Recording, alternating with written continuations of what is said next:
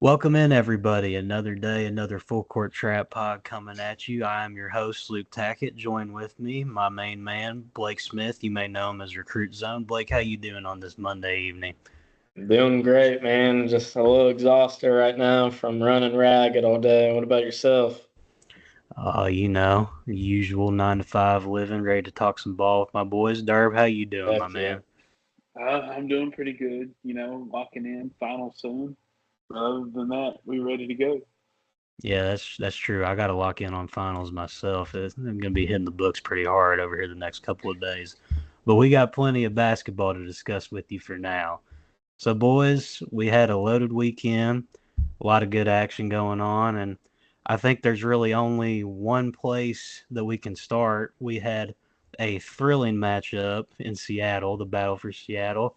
And Derb, I got one question for you before we discuss this result. Can you please tell me who's in the house tonight? UK. Yes, sir, baby. Uh-huh. Uh-huh. Yeah. How about those cats, baby? The comeback cats. They did it again. Final score 90-89 in Seattle. UK comes out on top, down as much as 18 at one point. Mark Pope, he's done miracles on me as a diehard Kentucky fan. I cannot believe we managed to make it out of that one with a win. But man, hell of a fight there for the boys to get that one done. Derb, I'll start with you. What was the most impressive piece to this comeback for you? The most impressive thing is the most impressive player. Either or.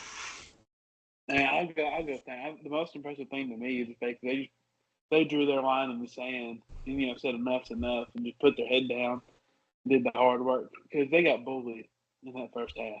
It was bad, and then for them to just flip a switch and completely flip the script was incredible. Yeah, for sure. I mean, that first half, I was about ready to punch my TV watching Graham Ike just go to work on Amari Williams and Andrew Carr. That was frustrating. Kudos to him, man, finishing with 28 points. He was dominant. I mean, even in the second half when Andrew Carr started to kind of shift things into gear, he still was getting what he wanted. And yeah, it was we said going into the matchup that we thought that the big man battle was going to be very telling of how this game went. And it was there for a while, but then UK's other guys started to come in and make plays. Jackson Robinson, he kind of took over the point guard role once Kirk Risa went out with an injury. We will note he's going to be out 4 to 6 weeks, I believe, with I a think it's 3-6. 3 to 6. Yeah, he's got some kind of fracture in his foot, obviously, but It's a Jones yeah, fracture. Jones fracture. Yeah, but I mean, to me, the story of this game is just how everything switched in the second half. I mean, Mark Pope, he says, Blake, that he likes to collect data and come back in the second half and regroup. I mean, I wish he didn't have to use so much time to get data like he did in the first half, getting down by that much, but it worked. What do you think about this one? I mean, to be honest with you, Gonzaga just came out and punched the Wildcats in the mouth there at the beginning. It almost looked like the Jake Paul, Mike Tyson fight. It was so one-sided there forever.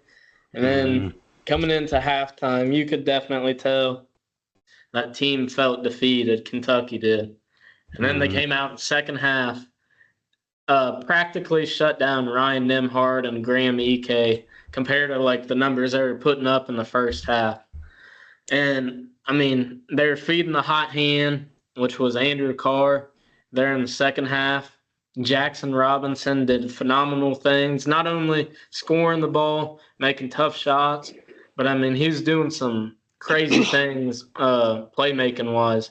Like that full court pass he had, like where did that come from? I don't remember that Jackson Robinson really like at all at BYU, Yeah. Arkansas.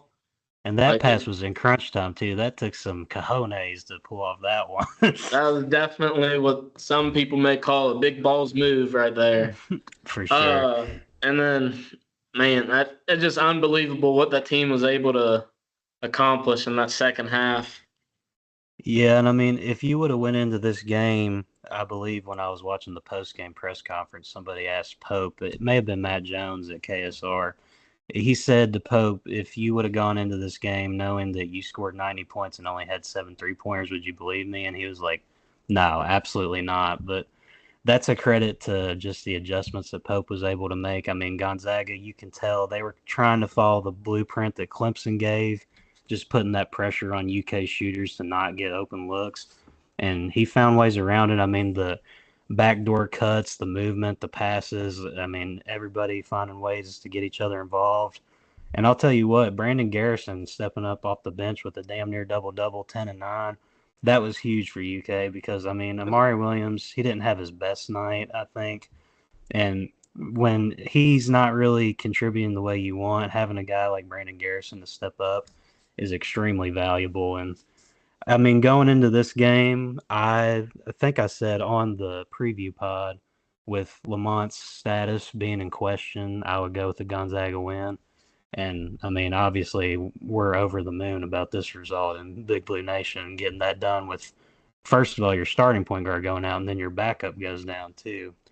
And, I mean, it was looking ugly for a while, like we mentioned. When Caleb Battle had that slam towards the end of the first half, I was kind of just thinking, this I might thought get that was the ugly. icing on the cake right there. I mean, No, for sure. He took the top off that place. It looked like it could get rough there. yeah. And when Houston was there for Brandon Garrison, I just want to kind of hop in for a couple seconds. Mm-hmm. Even at the Duke game, too, if you noticed, he had a couple huge plays in that, too. So Yeah. is he honestly like the secret little X factor for Kentucky at this point? I personally, I mean, I said it probably angrily on Twitter, but I also kind of just use a basketball logic, thought it as well. I think you got to get him a little bit more involved than he is right now because I'm not disappointed in Amari Williams by any means, but I also think that Brandon Garrison may just He's need better on the offensive end. yeah. He's a much better factor on the offensive end, and I also think Amari, his problem right now is he's kind of having trouble adjusting to the physicality because you got to remember this is a guy that's coming from Drexel, so he's obviously not used to seeing the big boys that he's seen so far, like Kaman Malawach and EK and all those guys, and switching over to the Gonzaga end, sort of. What I didn't understand towards the end is UK. I mean, if you all picked up on this, let me know. I can't imagine I was the only one that noticed it. It seemed like they were kind of going under those ball action screens with Nembhard and EK, and like it was Darren working. Nembhard. Yeah, they were like Darren Nembhard to shoot, and he just wouldn't take it. And like, dude, you're one of the best guards in the country. I mean, I get that you build your game around facilitating and getting your guys involved, but if Nembhard steps up and takes even like a couple more 3-pointers, I mean, granted, he was 1 for 5 on the night. I really think that this might have been a different story. I was just kind of shocked with his overall passiveness. I don't know if you all thought that maybe that was the wrong move for him down the stretch or not, but that was just my personal opinion on what he was doing there. It reminded me a lot of Tyrese Proctor versus when we played Duke as well. Yeah, in that second half. Yeah, I mean, I get, like, his role in that offense is more as a facilitating kind of guy because he's got dudes like Caleb Battle and Nolan Hickman, and then you got dudes in the paint with EK and Huff, who was limited in this game. He really didn't do much for him off the bench, and obviously you want to see more out of him. But Ben Gregg, he contributed some valuable moments off the bench, and honestly, I just think that, to sum it up, in the second half, Mark Few just got completely outcoached by Mark Pope, and it kind of seemed like Mark Pope went in and fixed the adjustments that needed to be made, and then Few was just kind of shocked because, they had him down 16 going into the half. I think he didn't really expect much of a fight back, to be honest with you. I was going to say, that is something I noticed. You know how you talked about, I think Blake said Kentucky got punched in the mouth early on. I don't think Gonzaga was expecting to get punched in the mouth again. No. And I think when they did, and I think when they tasted a little bit of that blood coming in, I think a little bit of panic and passiveness started to come in. It started to play not to lose instead of playing how they got the lead to begin with. Yeah, and another thing for me that you got to give huge credit to, Jackson Robinson. I mean, he got put into the point guard role towards the end with Kirk Creasy going down, and I think that's some of the best ball that he's played all season long because he was getting to his spots and getting shots still. He finished with 18, but he also chipped in 5 assists on 0 turnovers, and like you all said earlier, that full court pass to Amari Williams to kick off overtime, I believe is what it was. That was beautiful. And I mean, he was really he looked comfortable in that role. And in the post game, when I was watching, or like I mentioned earlier, I was watching that. They told a story about at BYU where Pope said Robinson told him, I don't ever want to play point guard again because they had a situation like this where Robinson had to step into that role with some guys down at BYU. But man, I mean, Jackson, if you're going to keep playing like that, I mean, you may be a consistent option to run the offense through because I had no complaints with what he was doing out there. I mean, I'm pretty sure you all agree with me on this one. He looked comfortable. Mm-hmm. Absolutely. Yeah, and I mean, this is just. I think this win might be more impressive than the Duke game, in my opinion, because I mean, Duke they obviously climbed out of a hole, like a 9-point hole, but that was also more of a kind of true neutral environment. Like they called this the neutral game. Let's be real, this was not a neutral game. This was a road Yeah. game in Yeah. Seattle. Yeah. Yeah, I made the mistake of saying this would be like if Kentucky played at EKU. I looked at the distance. I lied. It's more like if Kentucky played at WKU and called it a neutral game. Mm-hmm. That's no. You can't call being in the same state a neutral game. That's like Georgia saying that Mercedes-Benz Stadium was a neutral game for them. Mm-hmm.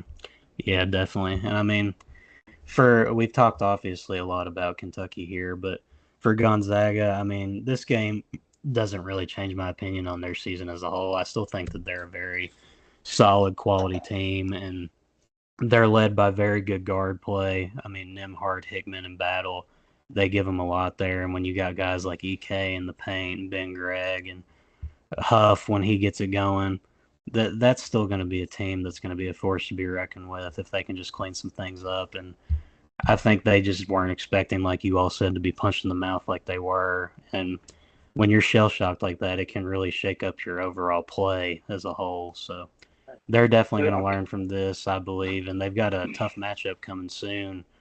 This weekend they play UConn, right?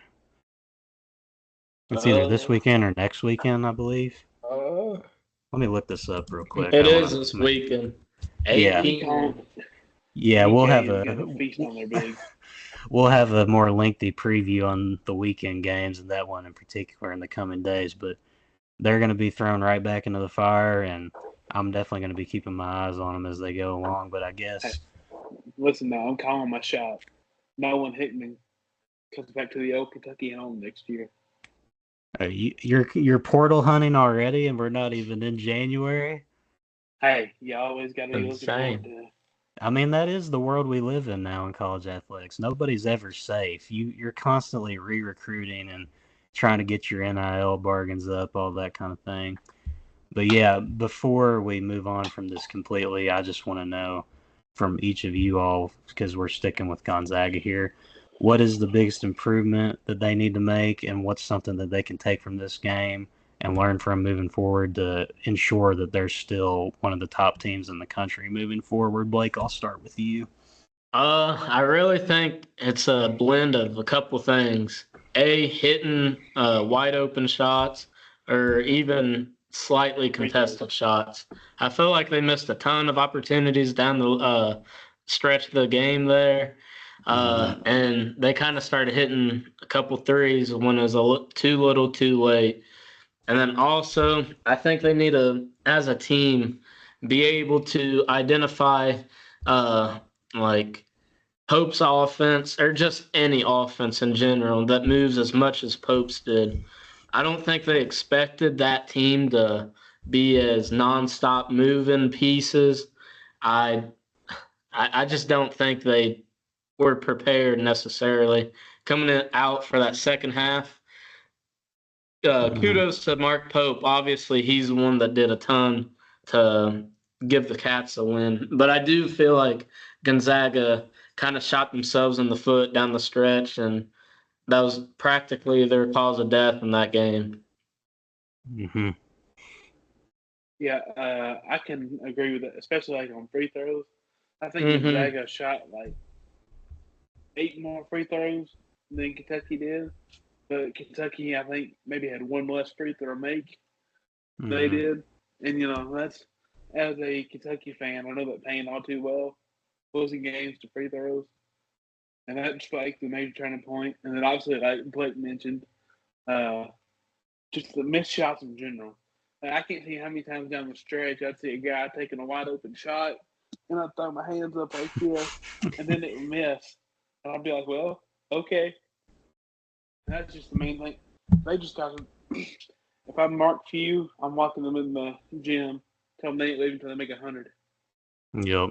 And That's I also valid. think it's a lack of confidence almost, because I mean you saw guys coming down late in the game, and it just like Nimhard, for example, he seemed almost Yep. timid coming off the ball screens from EK, and he was I get he's a facilitator, that's his number one like mantra as him as a player, but I mean he's shooting I think 40% from three this season. He shot 34% last season from three as well. I mean, he's very well capable of making those shots.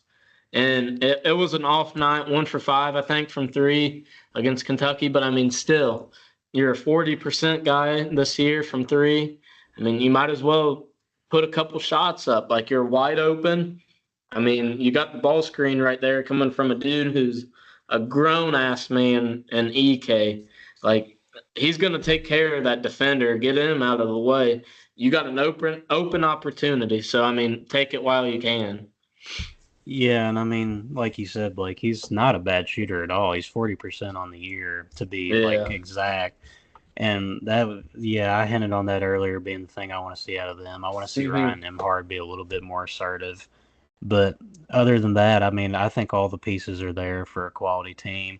Also, Caleb Battle, I think that he kind of got a little bit passive towards the end as well.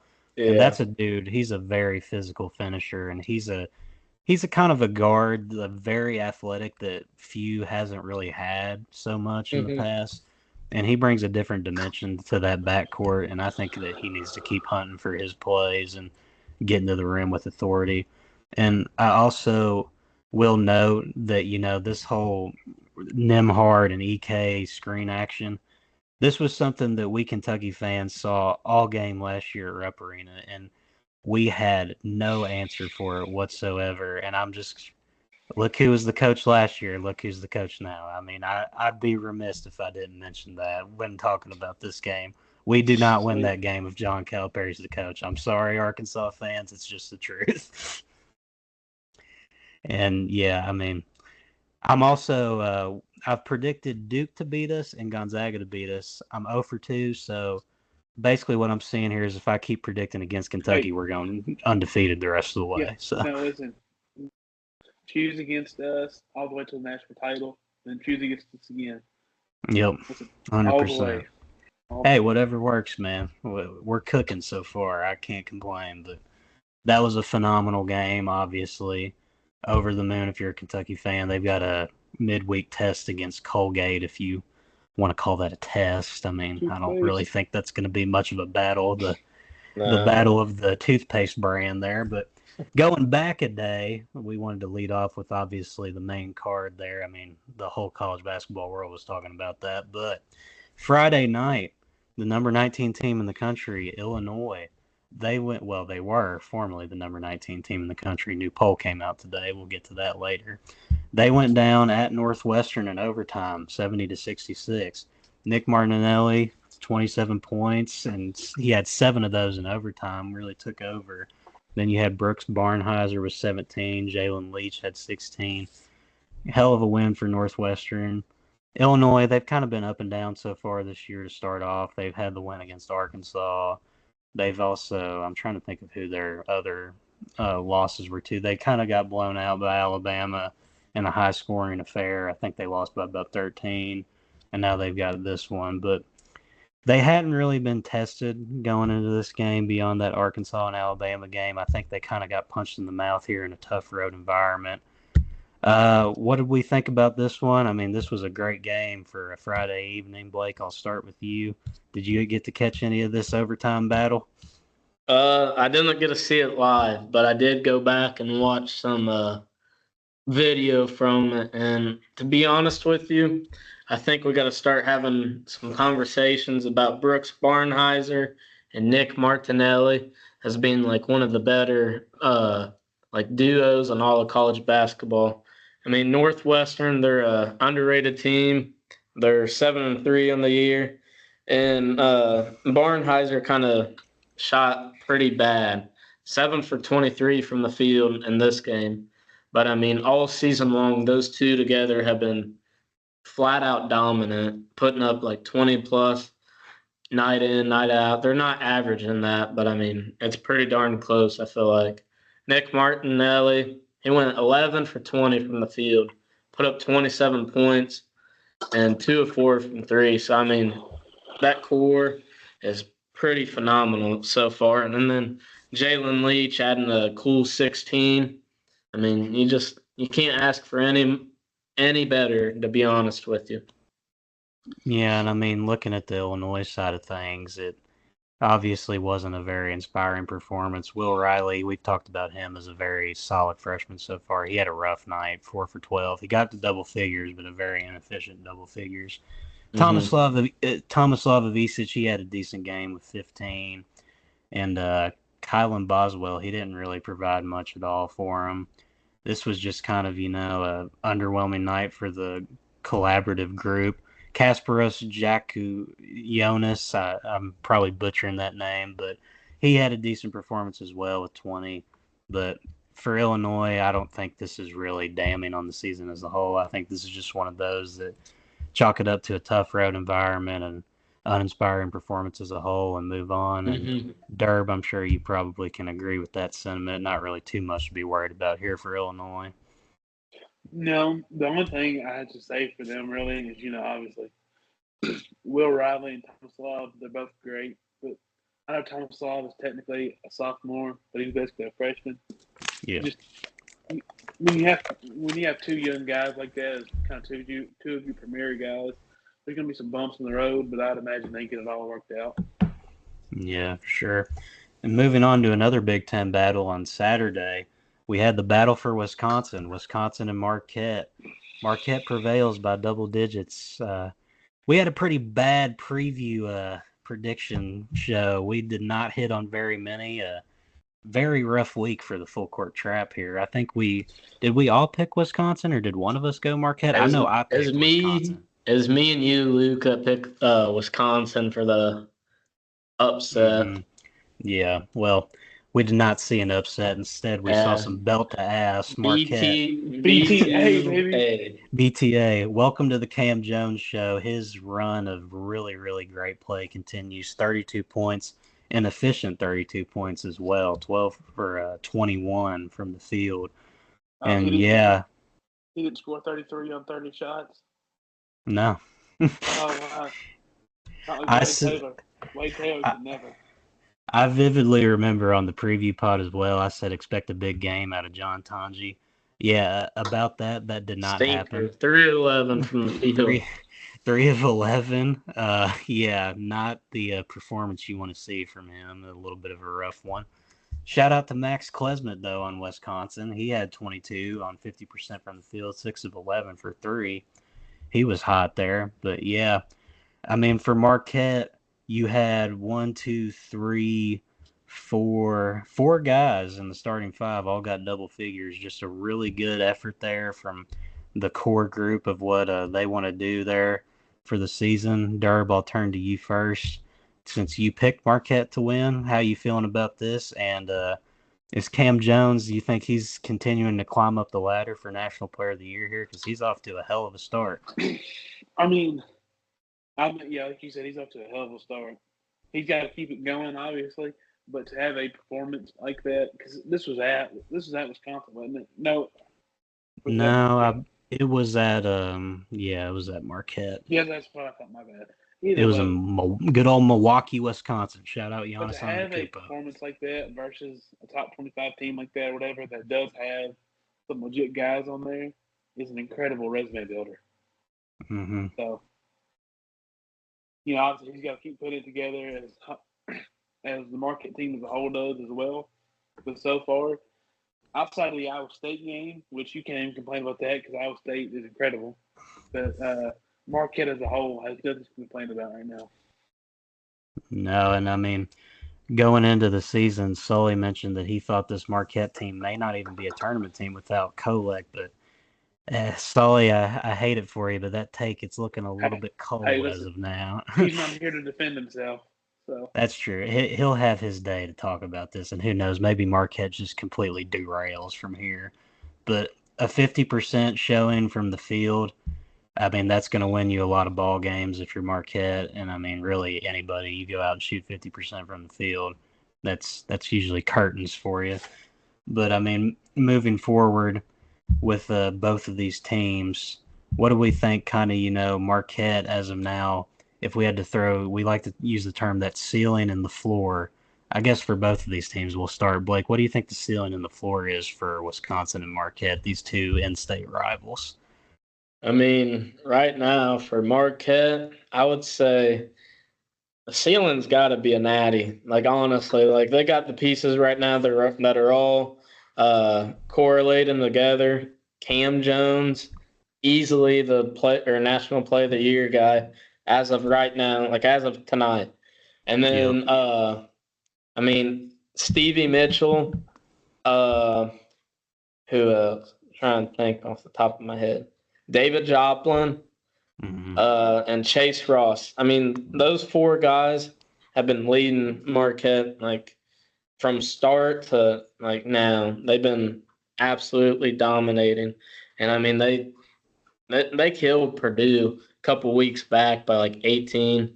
They did get beat by like 11 to Iowa State, but I mean tough road environment, and Iowa State's just a heck of a team this year. So I mean hard to bet against them. And then their floor, I would say, I mean, floor would probably be Sweet 16, round of 32. I mean, it's March Madness. Anything could happen. At this point, we're really just going strictly off the sample size we have now, and obviously, the matchups in March can affect all that. Derby, you go ahead, Blake. Sorry, I didn't mean to cut you off there. Good. I mean, it's hard to monitor it. But then, like on the Wisconsin side, I'd say their ceiling right now is like, this is going to sound kind of effed up, but I mean, round of 32. I mean, Blake's got the Badgers on upset alert. Yeah. As of today, at least. March Madness, I mean, I don't know. I do see a team knocking them off in March, semi-early. And then floor, obviously, round of 64. Yeah, okay. That's a pretty damning outlook for the Badgers. Hopefully, for their sake, Blake's actually, let me switch it up. Ceiling, Sweet 16, floor, round of 64. So I don't sound like a complete dumbass come March. Yeah. Blake's not too high on the Badgers, we'll just put it that way. I am not. Derb, are you on board with Marquette being title contenders, or you think that we might want to pump the brakes on them just a little bit and not crown them too early as one of the elite teams? I would probably put them at the Elite Eight right now, which is great. Obviously, everybody, once you get in the tournament, everybody has natty potential. But if I was to say anything right now, I would probably say Elite Eight with, I want to say Sweet 16 for, but upsets happen, so I'll say 32. But I'll go ahead and give them the Sweet 16. Sweet 16 floor, Sweet 16 floor, Elite 8 ceiling, and then for Wisconsin, I'll give them Sweet 16 ceiling, round of 32 floor.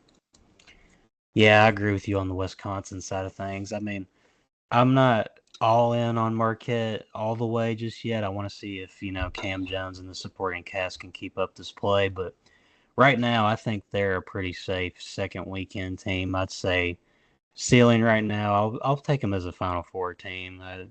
Ceiling-wise is like if I had to set a max expectation for them right now. But I think they're a pretty safe bet for the Sweet 16 as well. I'd say they have a pretty high floor as compared to some teams across the country. But that concludes the battle for Wisconsin there. We had some other games as well on Saturday besides just those two ranked battles of Kentucky Gonzaga and Wisconsin Marquette. North Carolina, they won, but it wasn't impressive. I'll say that much. only beating a Georgia Tech team that is 4-5 on the year now after this game by 3 on your home floor. Given your recent struggles, it's not looking too hot over in Chapel Hill. And I mean, stop me if you've heard this before. RJ Davis was extremely inefficient again. 5 for 15, 2 for 8 from 3, with double-digit points. Very inefficient double digits. Seth Trimble, though, I mean, I talked about him in the preseason. I feel like I keep tooting my own horn every time we talk about North Carolina, but he's been extremely improved so far for them this year with 19 points. Sorry, looking at the box score wrong. He was 5 for 6, and then Blake, our boy Elliot Cadeau, he continues to stink it up. 4 for 13, 9 points as a whole. They actually, and we talked about the front court struggles, obviously, with them. They switched it up. They didn't send Withers and Washington out there in this game. It was actually Vin Allen Lubin, the Vanderbilt transfer. He got the start today, or not today, Saturday, and Drake Powell was starting as well. Didn't get much better. 0 points for Powell, only 5 for Vin Allen Lubin, with 7 combined boards between the two. Yeah, I mean, if you're a North Carolina fan, I would say your enthusiasm has to be at probably the lowest of lows that it's been since they missed the tournament completely a couple years back. Cade Tyson continues to be one of the most underwhelming transfers in the portal with 0 points. Flip another donut? Yep, another donut. 5 minutes played as well. And yeah, I mean, I'm not enthused by this North Carolina team at all at this point. I don't really want to spend too much time talking about them because I genuinely don't think they're a good basketball team. But I'll let you all unload the clip a little bit, Blake. What do we think about what's going on in Chapel Hill? I mean, this continues to look less and less salvageable as each game goes on. I'm just going to make it short and sweet because I'm getting a little tired of beating a dead horse day in and night out about this team. They just flat out suck. Their guard play is too inconsistent. Their front court is awful. Like, I mean, it's getting bad. Like, it's actually getting bad. Elliot Cadeau, I mean, and just night in, night out, inconsistent as can be. RJ Davis coming out, building me a brick house. You got Vin Allen Lubin, Jalen Withers, Drake Powell even. What are you guys doing? Cade Tyson, what are you doing? It's getting bad. It's getting to the point where Hubert Davis is probably crying to sleep at night because of how bad this team looks. I mean, it's ridiculous. You go from being ranked in the AP polls to just flat out not even being ranked. Yeah, I mean, 5-4 on the year. Again, and struggle against a weak Georgia Tech team at home. This Georgia Tech team, might I add, they shot 31% on the game and still almost beat North Carolina at UNC. That is very damning of this North Carolina team right now. It's unbelievable. And I mean, you mentioned Hubert's got to be fuming about this, but I mean, at the same time, you did this to yourself, Hubert. You knew what you were losing with the 20-year vet of Armando Bacot in college basketball. That was a gaping hole that had to be filled, and you did pretty much nothing to address it. I mean, Derb, you've talked about it before in previous episodes. It just looks like he straight up doesn't have the dudes. Yeah, he just threw something together and hoped for the best. Yeah, and I mean, go ahead. I think he was honestly hoping that the guard would compensate for it, and they just hadn't. I mean, RJ Davis seemingly now got worse. I don't think it's crazy to say that Seth Trimble is probably the best player they got right now. No, 100%. Him and Ian Jackson right now. I mean, RJ Davis. Well, I've already said it. I won't get into it anymore before I actually get angry. Yeah, and I mean, Seth Trimble, he has by far been the most consistent because he's averaging 16 a game so far this year on 50% shooting. And I mean, that's great news for North Carolina if he's your complementary piece to a consistent RJ Davis. But if you went into the season and told North Carolina fans, hey, Seth Trimble is going to be your best player, you would have been like, what the hell? I mean, we have RJ Davis. Isn't he supposed to be that guy? Who wants to take a guess at what his shooting percentage average is right now before we move on from 37. these 37? What do you think, Blake? 29. 35% on the year so far for Mr. Davis. 24% from three. Yeah, And you're and supposed to be a 3-point shooter. Okay.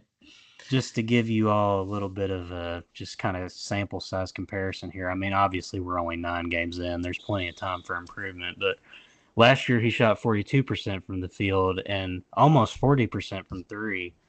I mean, he just looks like he's regressing as each game goes on, and we know the kind of player that he is. He has it in him to be that guy, like that National Player of the Year type of guy. That's why so many people were talking about him in the preseason and were high on this North Carolina team. But there's just nothing there right now. I mean, it's just completely lifeless, and quite frankly, I don't know what exactly is going to be done to fix it. It's unfixable. It very well could be unfixable, but I mean, unless they pull off a legacy run like they did like 3 years ago, no shot. mm-hmm. Yeah, no, I'm kind of on board with you there. It's going to take some dark magic like the Kansas City Chiefs or something That's to pull exactly off what a I was miracle going with to say. this team. They need Yeah, a double no. doink to win that. Yeah. But let's not spend any more time on these guys. I mean, they're They suck. honestly not really worth talking about moving forward They just until they show some clear signs of improvement. I really don't even feel they're worth mentioning on this podcast anymore. I mean, the only reason we're giving them any sort of credibility is because of the name on the jersey. But what they are right now is a bad basketball team. And moving on to bad basketball teams, the Kansas Jayhawks, you guys stink right now. You just went on the road to Missouri and lose by 9 points after Tamar Bates just absolutely lit you guys up, barbecue chicken all night long. This is the second loss this past week for a Kansas team that was going into this week feeling pretty confident about their play so far. We were debating Auburn and Kansas for the number 1 team in the country right now, and obviously some things have shifted in the AP poll. Neither of those teams currently sit at number 1, but we'll discuss that here in a bit. Derb, I'll start with you. What the hell is going on in Kansas, and what is Bill Self going to do to fix this? Because this is 2 losses to unranked basketball teams. It's what I've said in both of the previous podcasts I've been on. Kansas isn't an on-paper team. Mm-hmm. They spent money, and that's all they did. They seen all these big names into the portal and thought, oh, I got to have that, and put it out there, and it's not worked together yet. Now, I will be fair. I do think that's a fixable problem as, coaching adjustments are placed together. But because obviously they do have a lot of talent. But right now, they aren't that impressive.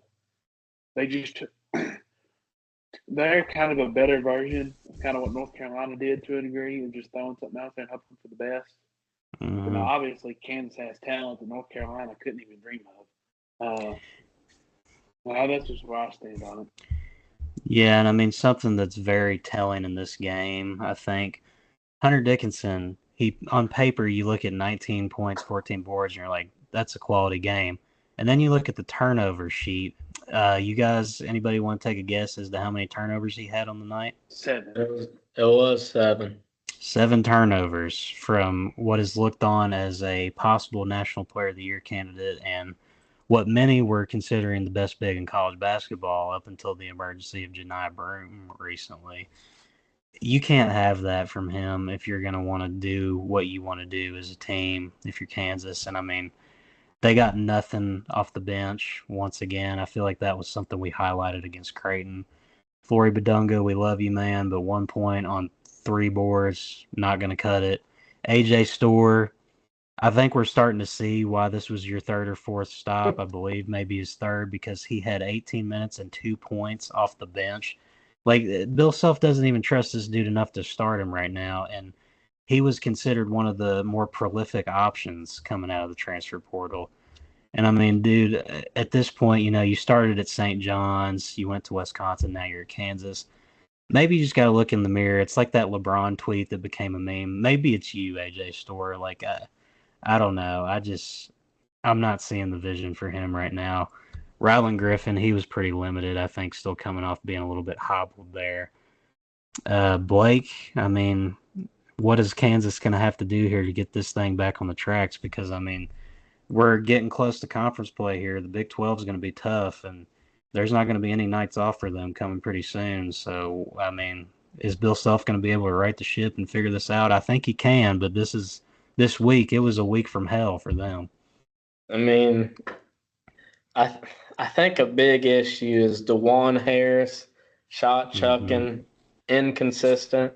I think AJ Store not living up to expectations is a big red flag, even though we're only in December. I mean, this is a guy you probably paid over $1 million for to get to your school, and you're not even starting him, and he's not producing at a high level when he probably should be. I mean, I have seen like Anthony Edwards comparisons before this year, or Anthony Edwards, and if you're getting comparisons to a guy that elite and you're putting up numbers like you are right now, I mean, you're not helping your team at all. And I also think like Zeke Mayo, he's got to be a little more consistent. And I think the defense also has to pick up a whole bunch. I mean, they let Tamar Bates tear him apart. They let Mark Mitchell, who's been really bad shooting-wise this year, practically own him. He had a dagger 3, too, there at the end, and it was like one of the straightest shots I've ever seen in my life. And then, I mean, Anthony Robinson, I'd like to give a shout-out to him. That guy, massively underrated coming out of high school. He's a sophomore right now. And he's one of the best perimeter defenders right now in all of college basketball for Missouri. So props to him.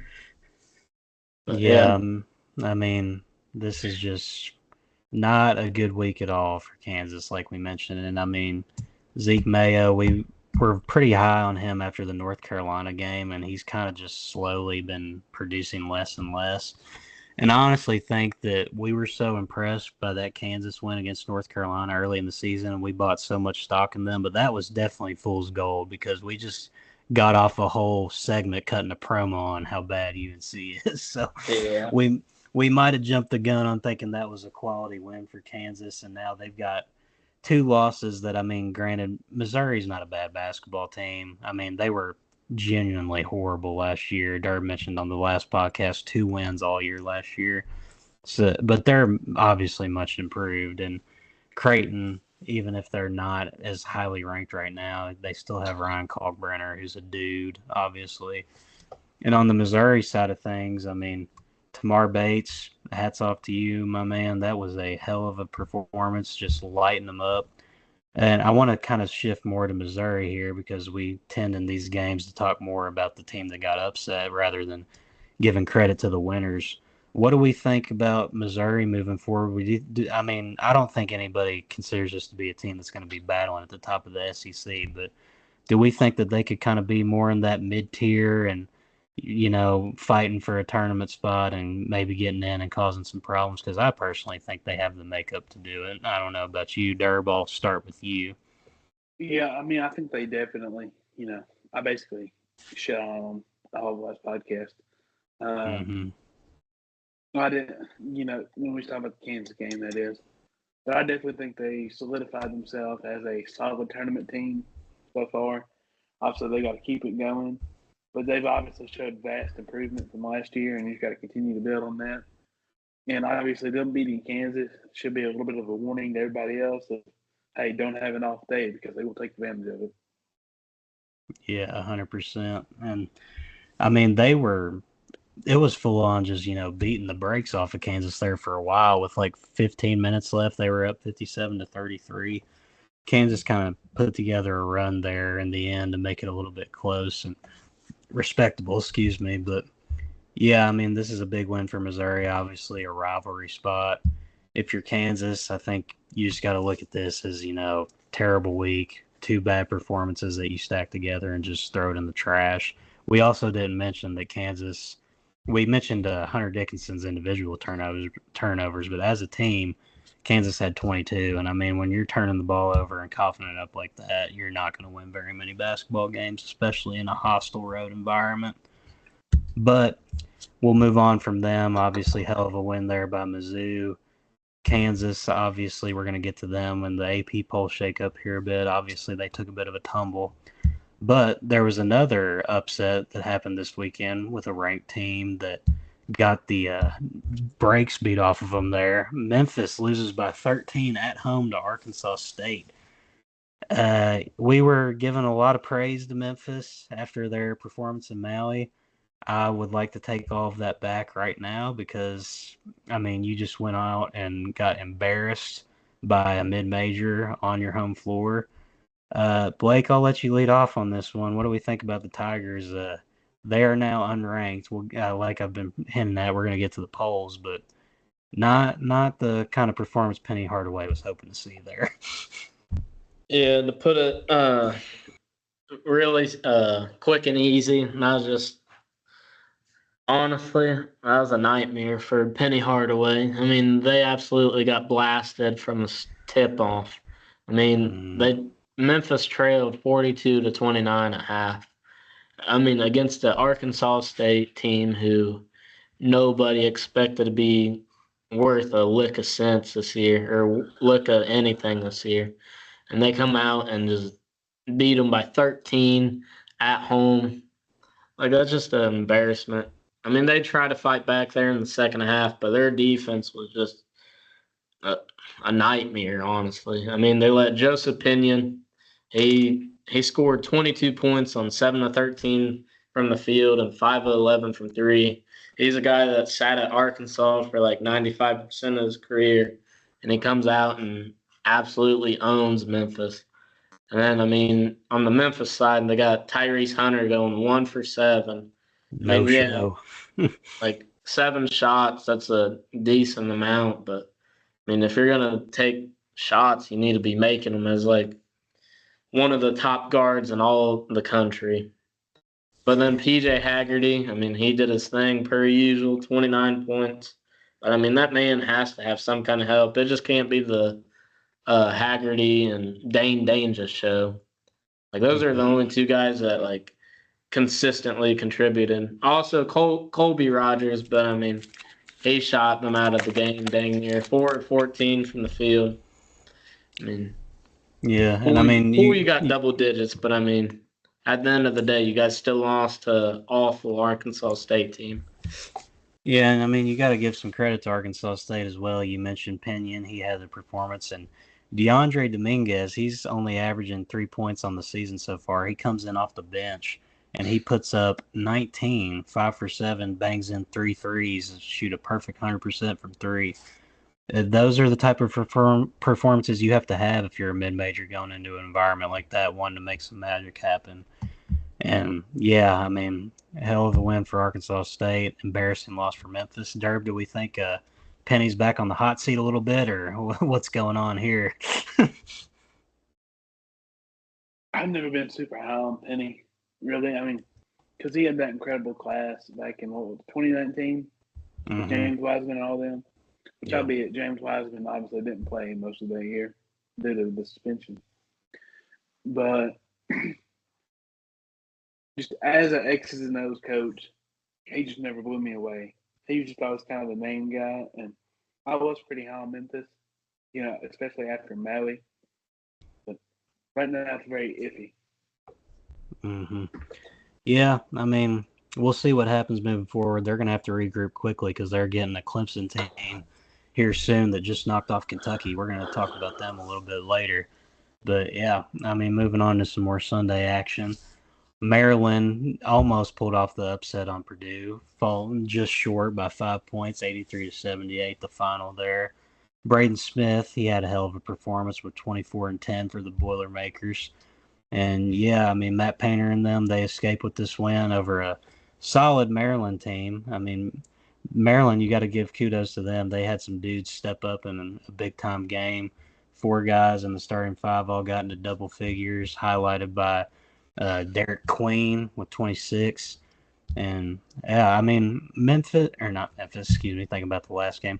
Maryland, they're not a bad team, and I mean this is a good little test for Purdue, and they obviously held off the storm there. Blake, as this Purdue team continues to evolve without Zach Edey, what do we think they're going to do? I mean, we've talked about the Big Ten possibly being theirs for the taking with Indiana falling off a cliff, and the conference is really not looking super threatening as a whole. There's a couple of teams there, but I'd be interested to get your thoughts on Purdue pulling off this win here. I mean, before I really dive into it, I'd like to apologize to Boilermaker faithful. I mean, I've kind of dissed on that Purdue team from the start of this podcast to our last episode. I mean, I think they might be legit, to be honest with you. I mean, Braden Smith, he's had one bad game, and it just came at the worst moment.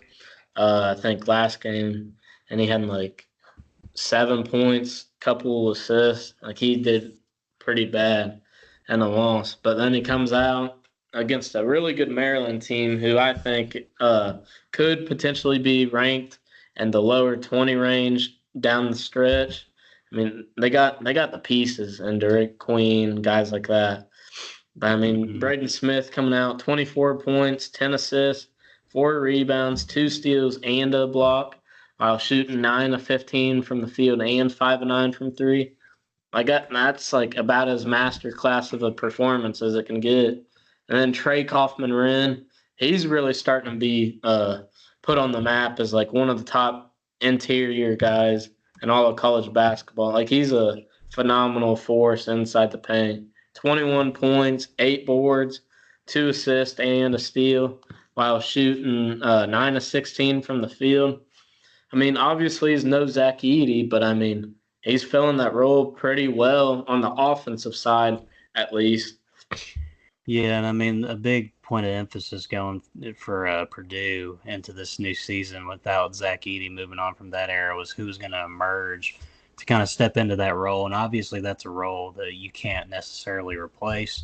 But Trey Kaufman-Wren, he's doing his best to put on for that role. I mean, averaging 18 and 6 to start the year, 59% from the field.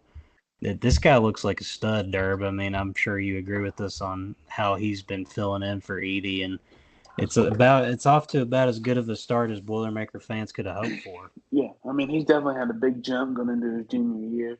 Like I said, what 18 and what else is he averaging? 18 and 6 on 59% from the field. I mean, 18 so far. 18 and 6, that's more than respectable. That's a great average performance going on there. Now I do want to go ahead. We'll make sure I get this name right. My bad. Derek Queen. I want to go ahead and give him a shout out real quick. 26 and 12, crazy. Especially for a freshman. Hold on, money. You're a cat. No, I'm kidding. You can't complain too much right now if you're a Purdue fan. Nobody really knew what life would be like post Zach Edey after these last 2 years where they had with him. So to have Braden Smith continue to be that guy and then have guys like Kaufman-Wren also step up, it's a good sign for them in the future. Yeah, and I mean, they've already dealt with some injury problems as well. Daniel Jacobson, that freshman center for them, he went down early in the season. You obviously were a little bit concerned about Purdue when that injury occurred, but they don't look too fazed by it so far, and they're going to be an intriguing team to follow as the Big Ten starts to kick off conference play. They've had some of their matchups starting already early December, but moving on from that, speaking of the Big Ten, UCLA, they upset number 12 Oregon 73-71. Hell of a game there at Oregon as well. I mean, Oregon fans, they may be a little bit captivated by the CFP run that their team's going on right now, number 1 seed in that end of things. But, yeah, I mean, UCLA gets the wild buzzer-beating 3 to finish it off and get the win here. Blake, I know that you had eyes on this. What do you think about this upset, and what do we think about UCLA moving forward? I mean, I'm glad we got to see a little bit of onions action in December. Onions, a little onions, Brad. I mean, little lingerie on the deck. Yeah, that was a lot of fun to see happen on live television. And then Oregon as a team, I mean, that's just a tough loss. Granted, it was at home, but I mean, UCLA is ranked now. I believe they're 23rd. Correct me if They I'm are wrong. 24th. You were close. 24th. I Hmm. mean, that's still not a terrible loss, to be honest with you. That UCLA team has some depth.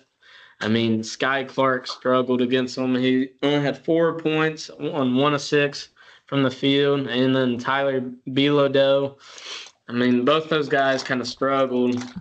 But then you had Eric Daly, who was I think he came from JUCO this past season, but he was also a 4-star guy uh, in the class of 2022.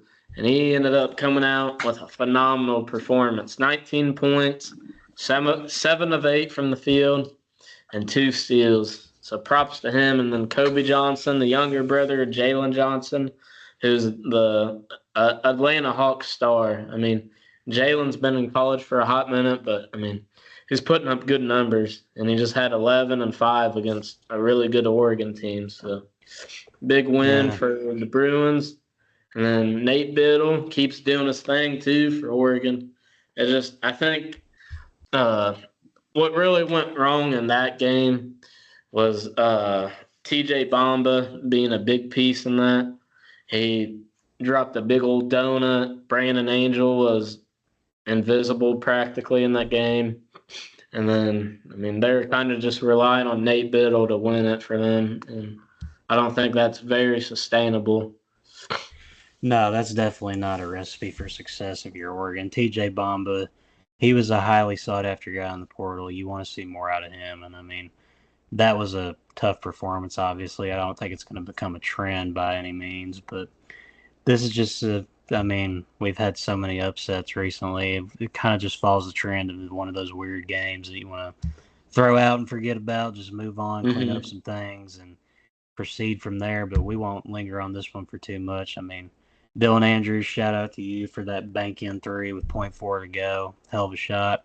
Derb, what were your final thoughts on this action over there in the Big Ten? I mean, it was a good, tough game. I mean, it's a game that you'd expect out of two borderline top 25 teams, that are in that situation, especially being an in-conference matchup. UCLA's 8-1, and Oregon, what are they now? Oregon, they are 9-1 on the year. That was their first L. That's what I thought. I just wanted to clarify before I said anything else. Mm-hmm. I mean, between two teams, only sharing 2 losses in between them at this point in the year, I mean, it was a good game. I don't really think either one of them has anything super big to worry about right now, but I guess we'll all see how it plays out. Yeah. Now we get to talk about one of my least favorite teams in the country, the Texas A&M Aggies. They got the win in the USLBM Coast to Coast Challenge against the Texas Tech Red Raiders. Stop me if you heard this before. Wade Taylor shot 6 for 17 and 2 of 8 from 3. But, they somehow found a way to get that one in the books. Zurich Phelps, he didn't have much of a very inspiring performance for the Aggies either, 5 for 17. But, yeah, I mean, you got to give credit to A&M. They had guys step up when they needed them. Shout out to Jace Carter off the bench. He had 16 to kind of help give them a lift there. It was a much more efficient 16 as compared to Wade Taylor putting up 19 in that very inefficient spot. But, yeah, I mean, not really a whole lot to linger on in this game. It just... We thought, did we all predict Texas A&M to win this one? No. I think I went Texas Tech. I think I went Tech. I think the only one who went A&M was Blake. Yeah, Blake. Yeah, Blake, you went with A&M, so go ahead. You can take your victory lap. What did you think about this one, the battle of the two Texas schools? I mean, I'm still not a huge fan of A&M. I mean, that back or front court is pretty inconsistent. Zurich Phillips, Wade Taylor. I hope you guys enjoy your time in college basketball because professionally wise, I don't know how long you're going to be able to play with numbers like you're putting up right now. I mean, the G League might be having a couple spots for you guys, but I mean, hey, it's whatever, I guess. Congrats on the win. I feel like Texas Tech deserved to win that game, if I'm going to be flat out honest. But, yeah. Yeah.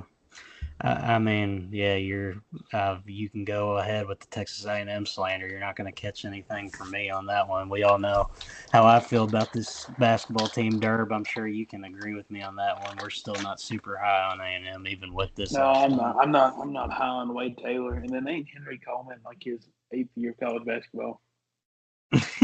Yeah, he's been around for quite some time. Yeah, but shout out to Chance McMillan for Texas Tech. He gave them everything they could with the 50% shooting. But yeah, I mean, not really a whole lot to talk about with this one. On to the next topic. On to the next one. Those teams are in Texas. We had Duke. They went into the Reviveville.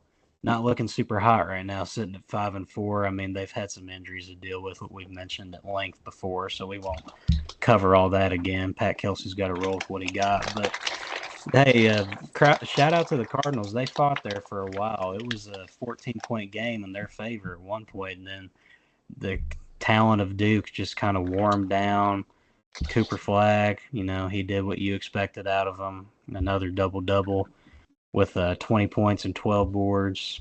Yeah, I mean, this was kind of, a possible letdown spot for Duke coming off of that win against Auburn, who very well could be the best team in the country right now. We'll debate that here shortly.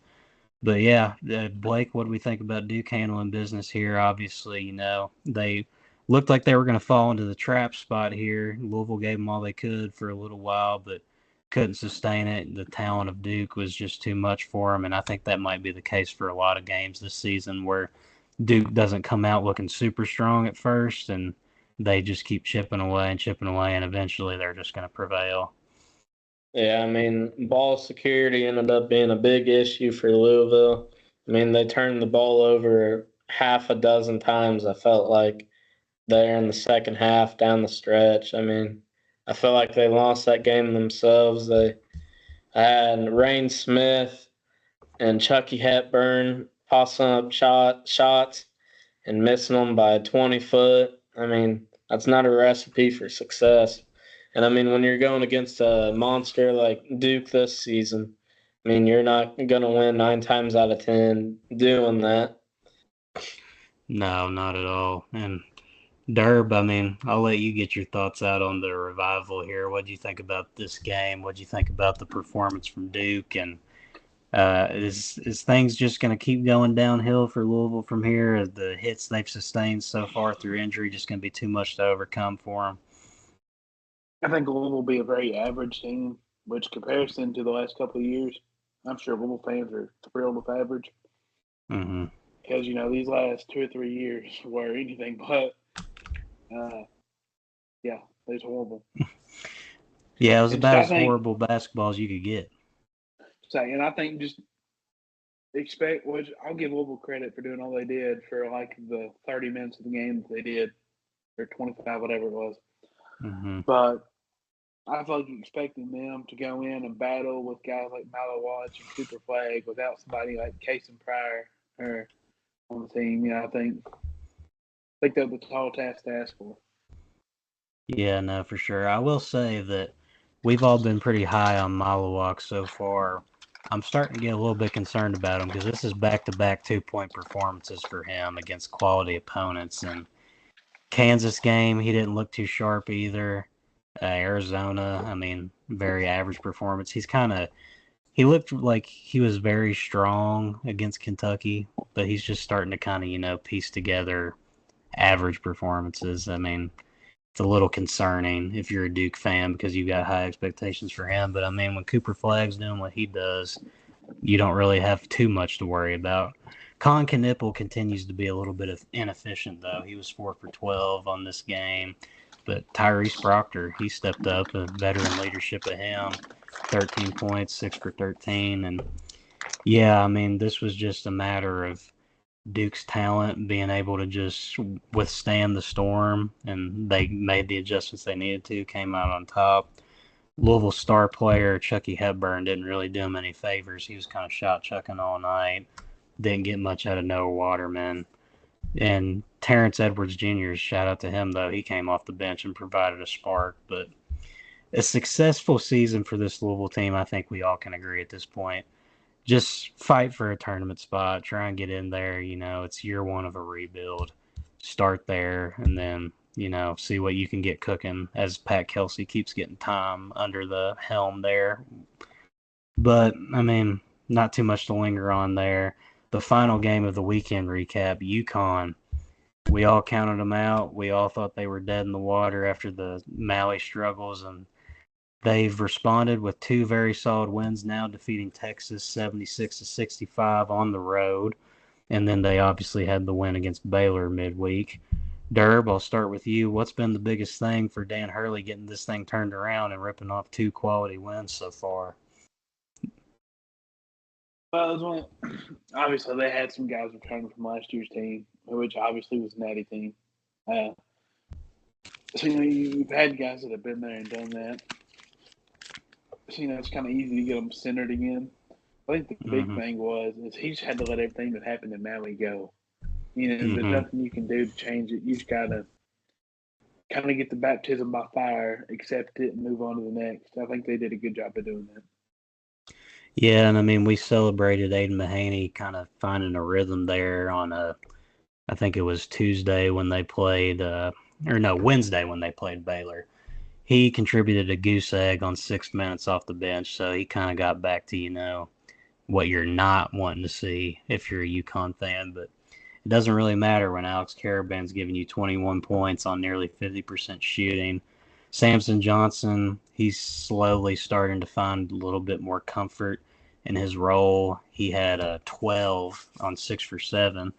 But Blake, I'll turn to you on this one because we've talked about solo ball at length, specifically you. He had another great performance with 16 points.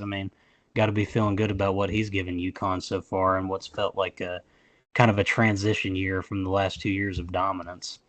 Yeah, when they've needed a guard to step up, he's really been the guy for them. Hassan Diarra has been practically invisible for that UConn team. He did have 11 assists in that game against Texas, but he all season long he's been kind of average at best. And then I just felt like that game was never really close for Texas. Like they didn't really stand a chance. A UConn team, granted they lost 3 games in Maui. Dan Hurley might have lost his shit there and cried like it was no other. But this team definitely is one that we probably shouldn't be overlooking. Their defense has shown to be pretty bad, but they still do have some good pieces. Alex Caravan coming into the season, big question mark as the number one option. But when he's been healthy, he's been nothing but consistent for that team. I think defense and production from that front court is the 2 big question marks moving forward. Yeah, and you said it was never really close. UConn led by as much as 20 at one point. Win by 11 on the night. For Texas, I really think the story of the game is you got nothing from anybody besides Arthur Kaluma and Trey Johnson. Trey Johnson, he's looked like one of the better freshmen in the country so far. We hinted on him in the preview. He dropped 24 in this one. Kaluma had 20. And then you look at the rest of the guys. You get nothing out of Jordan Pope. He gives you only 3. And then just the supporting cast, really just nothing stands out at all. No, just stunk. None of them sniffed double digits besides Kaluma and Johnson. Like, that ain't going to win games. No, and then you turn over to the UConn side of things. They had not 1, not 2, 3, but 4 guys in double figures as compared to Texas's 2. And, Terrace Reed, he provided some really valuable minutes off the bench for UConn, and he had 17 minutes, 12 points, but the rest of UConn's bench really didn't provide anything, and I don't think that's going to be sustainable when you're playing a higher-level opponent than maybe Texas is. But Texas isn't a bad team. They're probably going to be towards the middle of the SEC this year, I would imagine. Derb, what do you think about Texas moving forward this season? Should we be keeping an eye on them with the talent that they've got there, or do we just think this is kind of a group that may be a little bit incohesive and just can't really figure it out? Sorry, I was checking Monday Night Football. No, No, you're good. I don't. I'm never overly moved by Texas basketball. I just don't think they've had it the last couple of years. Chris Beard, his situation is probably the worst thing that happened to them in the last couple of years. Yeah, no. 100%. I had to be careful how I worded that there. No, you're good. But, you know, shoot, who is their coach right now? It's not Hudson anymore, is it? It's No, it's what's his face? I'm completely forgetting his name. He looks like Gus from Breaking Bad. Is it Rodney? No. Yeah, Rodney Terry. Yeah, I just needed Terry, the first name. Yeah, I was derping for some reason. It's late. Yeah, even Texas fans aren't very big on him from what I've seen. He just doesn't seem to be that guy to have the juice. And, you know, obviously Texas has talent, which can obviously click at any moment. But as of right now, if I was looking at Texas from the outside looking in, which obviously I am, I'm very unmoved by the situation. But I guess we'll see. Yeah. Well, that kind of puts a bow on the weekend slate. I mean, good matchups across the board for the most part. You had a classic with UK Gonzaga, and we're going to move on to a segment that's kind of become a staple here at the podcast, the winners and losers of the last week. There's going to be one consensus loser that I'm pretty sure everybody can kind of guess before we even start talking, but I want to talk about the winners first. Blake, I'm going to throw it to you. You can bat lead off here. Who was your personal winner of this last week of college hoops? I'm going to grab a prop real quick. Pat? Yes, sir. More specifically, Mark Pope. I mean, to be down, I think it was 16 at the half. Mm-hmm. I mean, it's just unreal to come out, gather enough analytics. Like, we've heard about the analytical stuff from, like, his BYU days and even early this season. And to be able to come out against a Gonzaga team who has the potential to win a national championship and to eventually win that game is just asinine, honestly, in a good way, though, for Kentucky. Like, I believe I saw a stat, I did see a stat that said John Calipari in his time at Kentucky in, like, over a decade, he never won a game that was, like, that big of a deficit. Mark Pope, first time ever it happened, he won. Like, that's just things that make you, like, double take and, like, really you got to let it sink in because it's just crazy to witness that on live TV and, like, in real time. Yeah, and I mean it's a testament to him as a coach as well, because I mean you suffer your first loss there against Clemson, obviously in disappointing fashion. The team just looked like they weren't really ready for that battle. But then you come out and respond in the best way possible, picking up a signature win like that against one of the best teams you've played so far, if not the best. I mean, we all know how I feel about Mark Pope. If I get talking about him, this podcast will never end. But, I mean, Derb, I know you're going to have your own respective winner, but obviously you got to be pretty pumped about what Mark Pope showed in this week, where he was able to take a punch but then get right back up, have his guys ready to go, despite the adversity of being out with Lamont Butler, and go pretty much on the road and pick up a win like that. Absolutely. You know, not only after the loss to Clemson, but after falling down, 16 and a half and 18 points overall, it would have been easy to just chalk it up and say, well, I guess it's not our week. It is what it is. Just try to get out of here and lick our wounds. But instead, they just put their head down and got to work, and they were able to scratch and claw their way to a hard-fought win versus a top 10 team in the country. Well, basically what I would consider on the road. I mean, yeah, you can, if you're a Kentucky fan, you can't not be happy right now. Yeah, no, you're definitely thrilled if you're a Kentucky fan. And I want to pose this question to everybody. I'm going to reflect on it as well before we move into your winter derb. So going into the preseason, Kentucky, we didn't really have super high expectations for them. Neither did the national media. I kind of think we all were on board with get to the second weekend of the tournament and this is a success, Sweet 16, call it a great year, you're competing in the SEC. But with this sample size we have so far, is there really a reason to think that this team is not a team that could be cutting down the nets at the end of the season? Because, I'm not all the way there yet. That's part of me just being a pessimistic UK fan that's dealt with the last couple years of poor tournament results. But, I mean, the pieces are there, and it looks like this is a national title caliber team, possibly.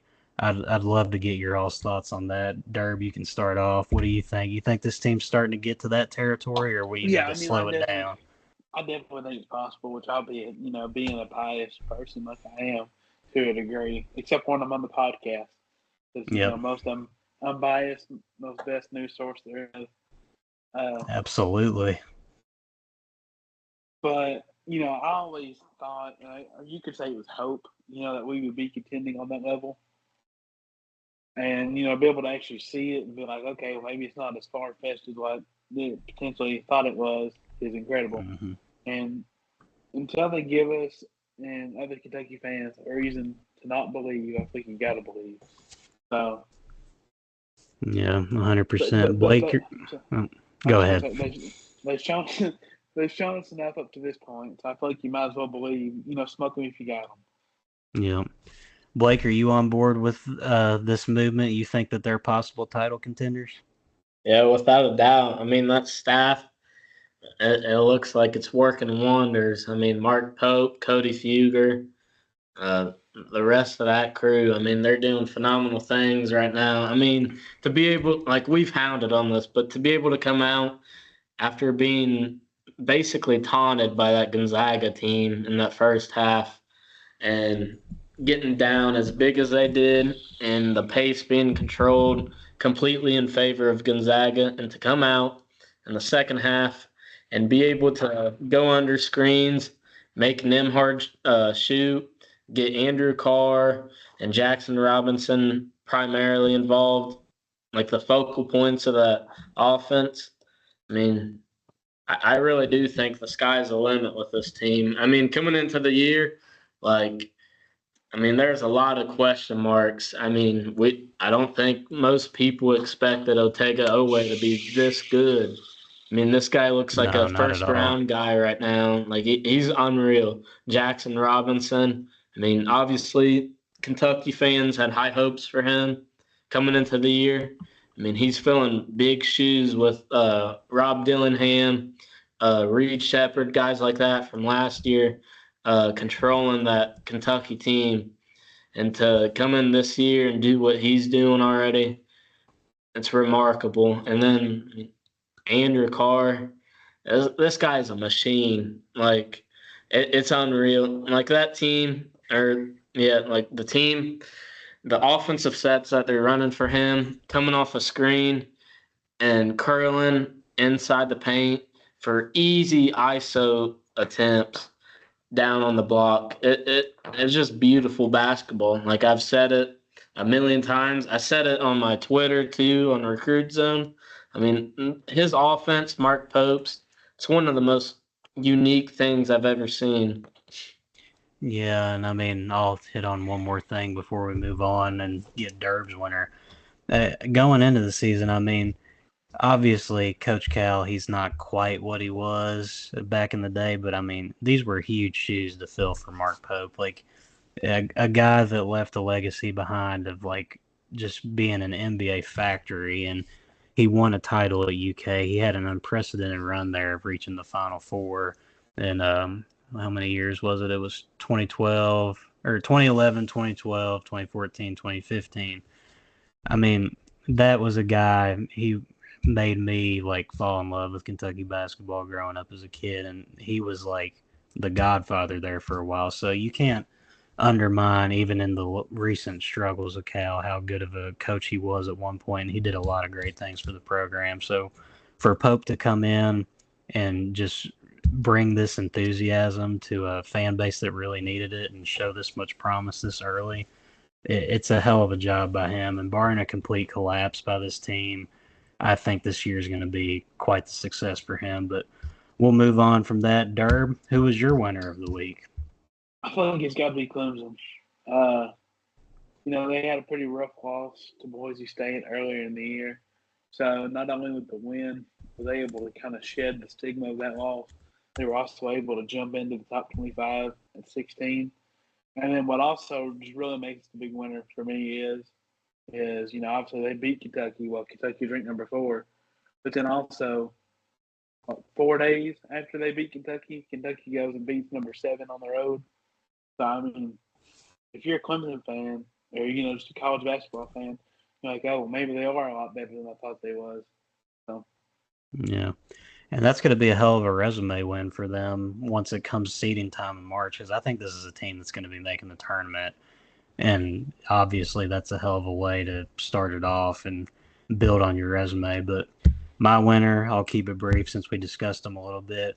It's UConn for me. Everybody was doubting them after Maui. You were starting to think maybe this team doesn't have it. They respond with 2 wins against a Baylor team that's pretty solid. I mean, they've been a little underwhelming so far this year. We've had our own discussions about Scott Drew, but I mean, you can't discredit that being a quality win, especially after the struggles. And then they go on the road to Texas and win comfortably. It's never really even close.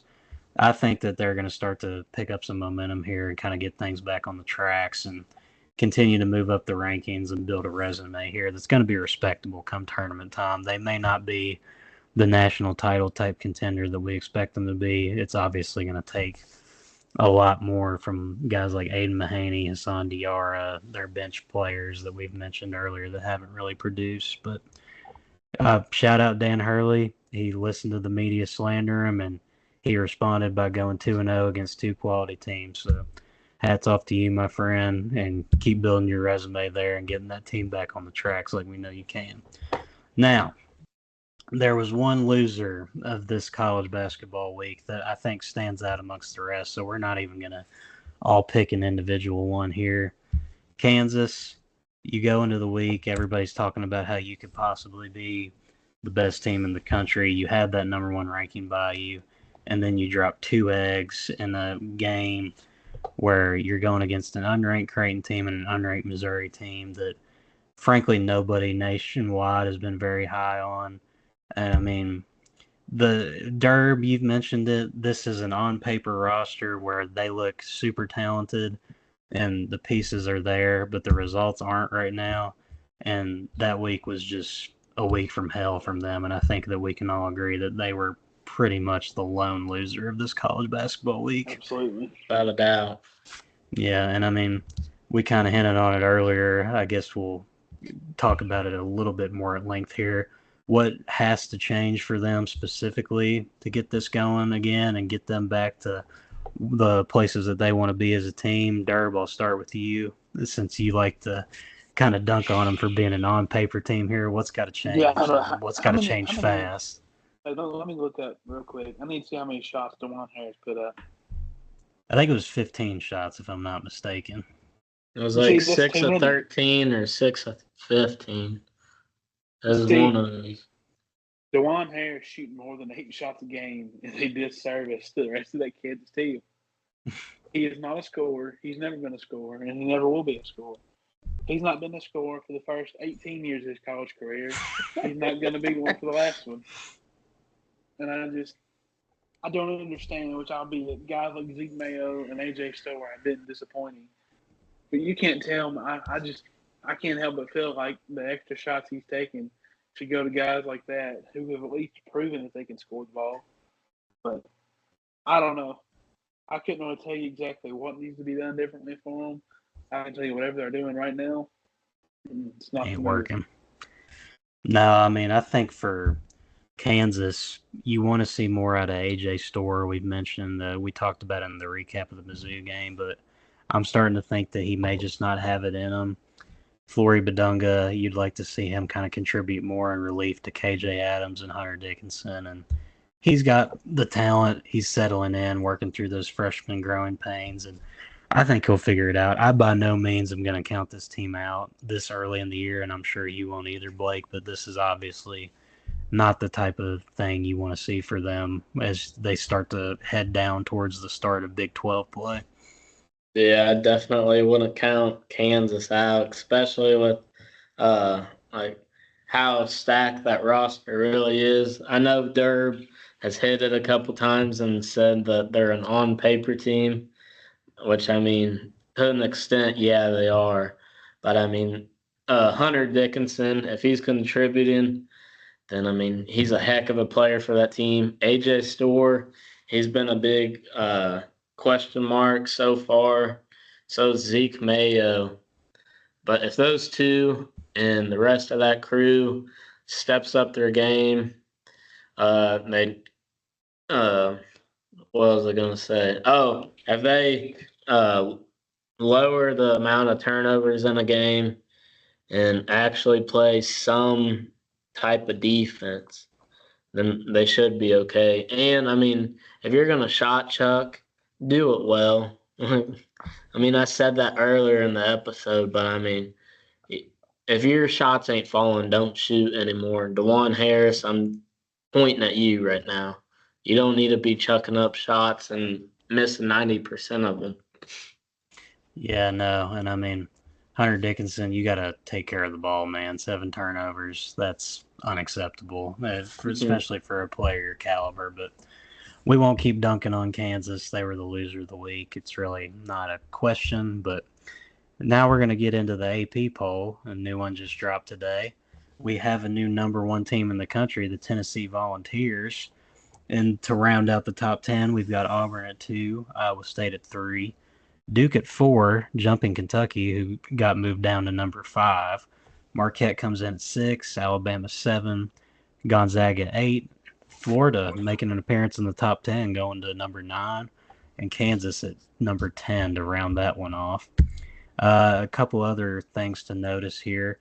Baylor, they were unranked in this poll, obviously, after the defeat at UConn and not looking really too sharp.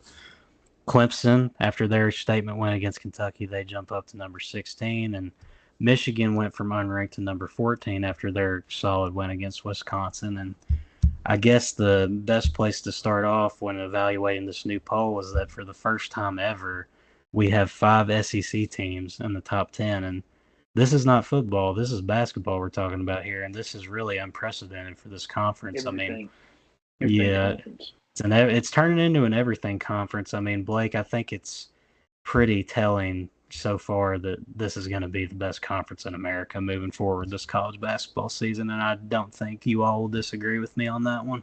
No, no questions asked. The SEC is the best conference in all of basketball this year. I mean, it's unreal what they're doing. Kentucky, Tennessee, Auburn, Alabama, Florida, Mississippi State, A&M. I think I hit all the Oklahoma's teams ranked that as are ranked. well. Oklahoma too. Like, Mhm. I mean, it's unreal to think about. And I mean, here Ole come Miss is still conference. ranked as well. Ole Miss too, yeah. I mean, here come conference play.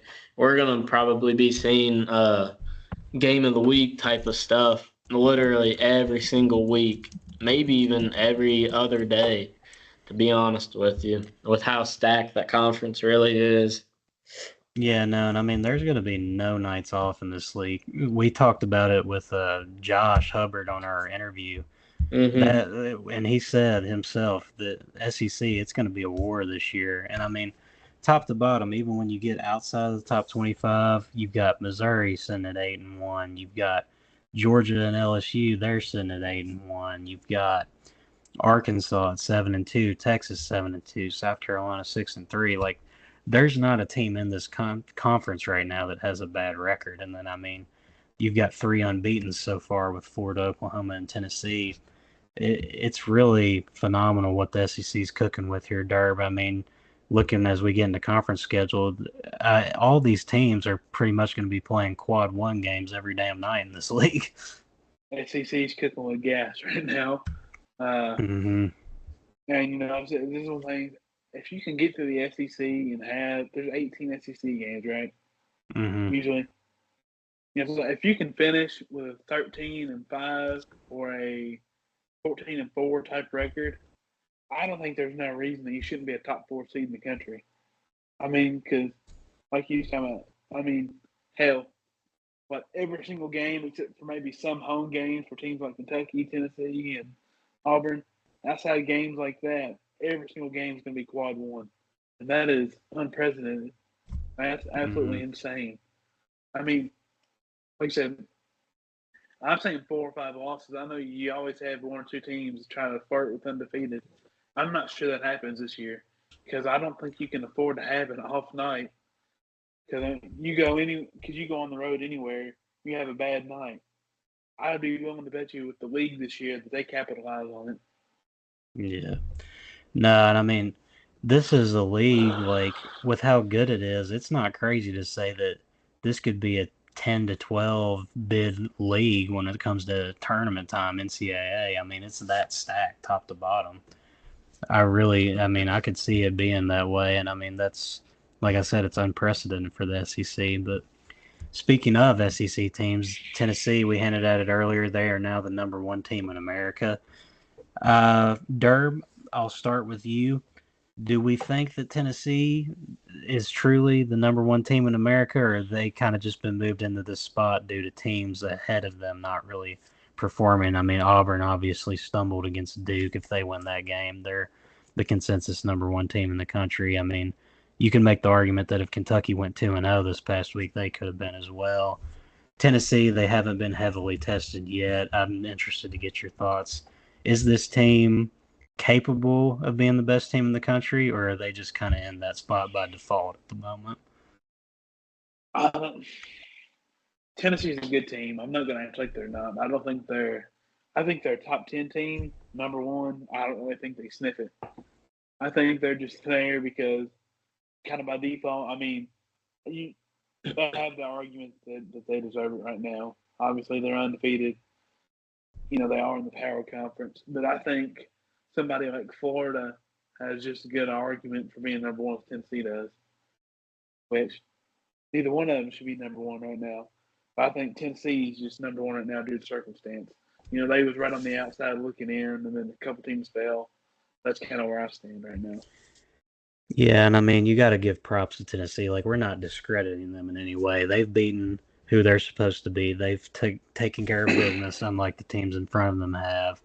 And I mean, this is obviously a very talented team, Blake. They've got Chaz Lanier. He's been balling out, kind of forced into that Dalton Connect role that they lost with him going to the NBA. They were looking to replace that kind of guy. And they have some quality wins as well. I won't say they haven't been tested super much so far, but I mean, they did beat Baylor by double digits. They took care of Virginia handily. Syracuse, they defeated handily. Both of those teams are pretty mediocre. They beat a full strength Louisville team by 22 to start November. But I mean, obviously the Vols have a makeup of a very good team here, and I'll be interested to see what you think. Do you agree with Derb that they're kind of just in this spot due to recent circumstances right now, or did they truly have that kind of #1 team makeup to them that could possibly withstand as we go throughout the season? Yeah, 110% agree with Derb. I mean, if Auburn didn't lose to Duke, then I mean, they'd definitely be the #1 team right now. I still believe that Auburn is the best team right now in all of college basketball. But I do think Tennessee is still a top 5 team in all of college basketball. I mean, the pieces they have right now are pretty phenomenal, especially Chaz Lanier. I mean, the guy is balling right now, knocking down threes at a very high rate, scoring with the ball in his hand. Not even like he's creating his own shots too. So I mean, he's putting on a heck of a show. And then the Yeah, defense is, I mean, that's been Rick Barnes' like bread and butter since he took over at Tennessee, is like how aggressive their defense is and like being really good on defense. So I mean, it's definitely continuing that trend this year. yeah. I mean, they have a very, very solid roster here. I mean, they got the right pieces to build around Chaz Lanier and Zakai Ziegler. We would be stupid if we didn't mention him. He's averaging nearly 8 assists so far this season on double-digit scoring. He's a proven veteran commodity you have there. You've got guys like Jordan Gainey, J.P. Estrella, Igor Milicic, a transfer from Charlotte, I believe, is where he came from. He's been a very solid addition, averaging 12 points a game on 57% shooting. He's been a paint force so far for them. And I guess this is kind of a question that gets brought up every year when it comes to the Tennessee program. Is this the year that they could maybe make a breakthrough and get to a Final Four? Like, is this squad that Rick Barnes has cooked up Final Four caliber? That Blake, I see you shaking your head. Yes, Derb shaking his head. No. Let's get this debate started up. Who wants to go first? Derb, you got it. You got the floor, Derb. Tennessee's a good team, but until they make the Final Four, I'm not going to believe they can do it. And it's that simple. I mean, they've had, like 120 years of college basketball. What do they have to show for it? Nothing. Tonight, I said, I mean, I'm just a hater. I will be. I will never be Tennessee's number one guy. Like I said, they're easily a top 10 team in the country, no doubt about that. But until they can show me that they can make a Final Four and actually do it, I'm just going to say no. Hey, I mean, all streaks have to be broken eventually. Is there not any kind of part of you that thinks this is the roster that could piece it all together for Rick Barnes? I think if they couldn't do it last year, I don't think they do it this year. I mean, Chaz Lanier is good, but I don't think he held the candle to Dalton Connect. And that's where I stand on it. Yeah, Dalton Connect is a very high standard to live up to. But Blake, I mean, you were shaking your head. Yes, you think this team has Final Four makeup. What makes you think they do? I mean, granted, they have played weak comp, but I mean, these guys are dominating day in and night out. Syracuse is probably one of the weaker teams in a weak conference, the ACC this year. But I mean, they beat them by almost 30. They beat a Baylor team who I still think is quality by double digits. They beat a healthy Louisville team by almost 30. And I mean, that Louisville team, they showed to be really good early in the season before they lost Kashawn Pryor and Corinne Johnson. So, I mean, they're definitely not a team to be overlooking right now. Obviously, they're number one. So, I mean, not necessarily overlooking, but I mean, overlooking in the sense of not believing their Final Four good. I mean, Chaz Lanier, I mean, he's averaging 20, almost 20 a game. He's doing his thing on the defensive end, too, averaging a steal. He's shooting almost 50% from the field and almost 50% from three. And then his supporting cast and Ziegler, Gainey, and Milicic, they're all doing really well. And that team as a whole, they're just shooting pretty lights out almost from behind the arc. Yeah, no, it's going to be interesting to see where this team ends up. They're definitely, I think that the SEC top to bottom is very quality, but I think there's 4 teams that are going to be fighting at the top, which will be Tennessee, Auburn, Bama, Kentucky, and then if you want to throw in a 5th, you have Florida. But Derb, go ahead. I mean, I will be fair. The NCAA tournament, a lot of times just due to circumstance, as to who can get as far as matchups, who gets hot at the right times. But my whole thing is, I just don't think this Tennessee roster is better than last year's roster, or going back to guys they had like Admiral Schofield and Grant Williams on the team. If those guys couldn't do it, I'm not so sure these guys can. But I mean, then again, though, it's a whole different landscape of college basketball. Like Admiral Schofield, like he was going up against like insane comp. And I mean, there's like teams that were obvious like top dogs of college basketball. And then you look at this year and heck, even in the past couple years, I feel like there hasn't really been a ultra top dog in college basketball, mainly this season too, and last season. I didn't think there was like some team that screamed like unbeatable.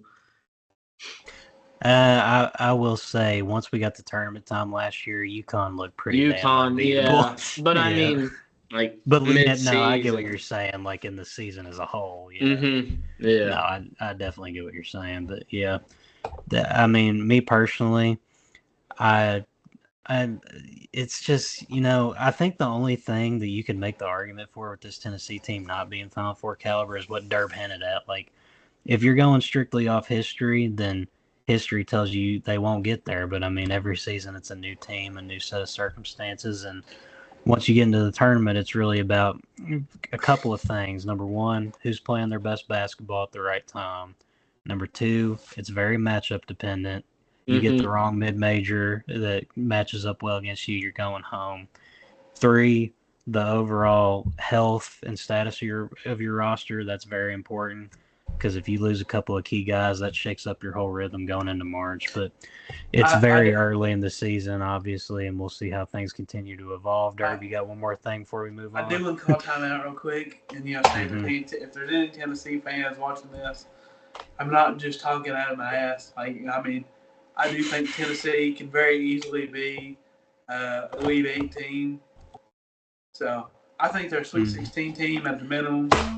So like I said, I'm not trying to just completely hate on Tennessee. I got to see it to believe it. Fair enough. We'll have plenty of time to discuss it moving forward, that's for sure. The Vols are going to be in the headlines moving forward. Before we move on completely from the AP poll, one last thing we can quick hit on. Duke, they go 2-0 on the week and jump Kentucky one spot. And, I mean, I think this was kind of a controversial thing. I saw a lot of it on social media today, obviously, where I'm a Kentucky fan. I see a lot more of that. And I'm sure people looking at the poll just objectively, kind of had questions about that as well, given Kentucky owns that win in a neutral site matchup, which, I mean, at this point in the season, that's the best indicator of what team stands where right now. Did you all agree with Duke being moved above UK in this poll, or did that not really make sense? It doesn't really make sense to me because my thing is, if you just want to determine just who the best team is in and out, there is no better way to do that than a neutral court. There's no advantages, just pure basketball. And I know this might be hard for the AP voters to believe, but Kentucky and Duke played that game, and Kentucky won. So how they justify jumping Duke like 5 spots over Kentucky into the number 4 spot, it seems very interesting to me. But, what do I know? Yeah, I would have understood, keeping UK at 4 where they split the week and went 1-1, and then you move Duke to maybe number 5, put them right next to each other. But Duke jumping them completely just doesn't make a lot of sense to me, given that UK won that matchup. And the neutral site, like you said, Derb, it's the best sample size you can get because, I mean, that's what tournament basketball is going to be. It's all neutral sites. And, I mean, Blake, I saw you shaking your head saying you didn't agree with this. I'd like to get your thoughts. I'm guessing you're kind of on board with our line of thinking here when it comes to this thing. Yeah, this might be a little controversial, but, I mean, I feel like the only reason that Duke jumped Kentucky is because one guy, Cooper Flagg. Yeah. He generates clicks. Duke fans, college basketball fans see that, and they go crazy. I mean, that's the only thing I can think of. I mean, yeah, they did get that win over Auburn, but I mean, I just don't get how you can justify that, having them jump Kentucky. And then also, I mean, I think we talked about it a little earlier, but I mean, Clemson getting up to 16 and then Kentucky moving down a spot. I mean, that doesn't make a whole lot of sense. And getting jumped by a team that they beat on a neutral site court, like, yeah, and I mean, UK, they followed it up immediately with a great win against a team that could easily be in the contention for the national title with Gonzaga. So both those teams picked up great wins this week. And then, go ahead, Derb. I was just going to say, if the AP poll values that Duke win over Auburn so much, then they should have just put Auburn at 1 to begin with. That's how I feel about it. Like, if you value that Auburn is that great of a team that justifies that big of a jump, then you should just put Auburn at number 1, and just leave it at that. Yeah, and I mean, at the end of the day, it's December. and it's the AP poll in December. You can't really make too much out of it, so we won't linger on it too much. I'm going to get into the quick preview of the games for the week so far. Not really a whole lot going on, but I mean, you still got some solid matchups just looking here at the schedule. We'll do a little quick fire prediction here, and then we'll have a more in-depth weekend look ahead, probably coming out on Thursday or Friday. We will start with Michigan versus Arkansas. The number 14 Wolverines go into Fayetteville in the Jimmy V Classic. I'm taking Michigan. I'm not thinking twice about it. The floor is yours. What do you think of this one? Who's going first, me or Blake? You got it, Derb. Give me Michigan by 8. And I don't think the game can be particularly close either. I don't think it's going to be a blowout by any means. But I would expect it may be in the first 5-10 minutes, there may be a little back and forth. But I think Michigan's eventually going to get that lead and just kind of stick with it. You know, that whole 6 to 10 point variable there for most of the game. And that's how I would assume, because I don't think that Kansas, I said Kansas, I was thinking Arkansas will have a single answer for Michigan's big man. That dude's a dog. Yeah, Vlad Golden. 100%. Yeah, Blake, what are you feeling in this matchup?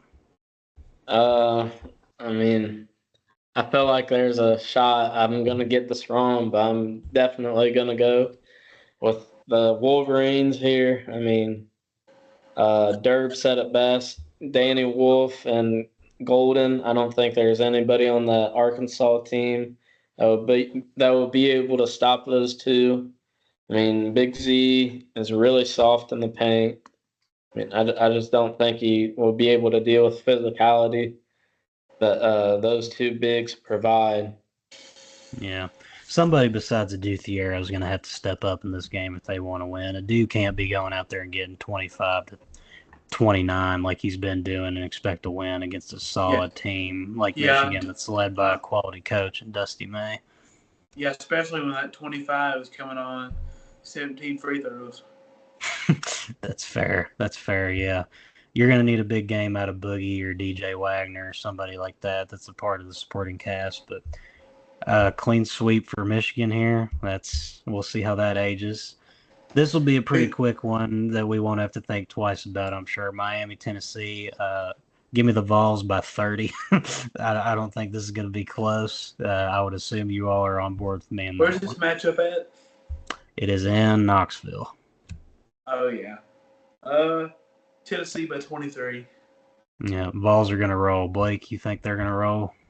Yeah, Tennessee by 100. Oh, 100. We'll see how that Not actually. I'm just saying they're going to belt the ass Miami. 100%. The only chance Miami would have is if Cleveland just has an absolutely nuclear game. That's it. Yeah. Yeah, I mean, Miami, this isn't the Miami team that made the Final Four 2 years ago now. They're just not a good basketball team. But a little more intriguing matchup here on Tuesday night. Wisconsin versus Illinois. I got burned on my Wisconsin pick in the Marquette game. I'm going with Illinois here. Give me a big game from Tomislav Ivicic.